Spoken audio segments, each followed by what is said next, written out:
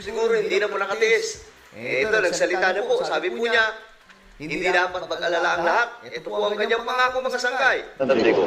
Kahit may subsidy, kahit walang subsidy, kahit anong contribution, all of these issues, hindi mababawasan ang serbisyo ng PhilHealth. Hindi mababawasan ang serbisyo ng PhilHealth. Ibig sabihin, mga sangkay, tuloy-tuloy pa rin po ito. Hindi mababawasan ang bayad ng PhilHealth sa insurance claim. Hindi mababawasan. Ngayon, naiintindihan na po natin. At ito pa, mga sangkay, mayroon pa pong pasabog dito ang ating Pangulo. In fact, baliktad. Padadamihin pa namin ang Uy, ano yun? Baliktad pala, mga sangkay, padadamihin pa raw po. O, sige nga, tuloy natin. serbisyong ibibigay ng PhilHealth. Ang serbisyong ibibigay ng PhilHealth, padadamihin pa raw, mga sangkay. So, anong ibig sabihin?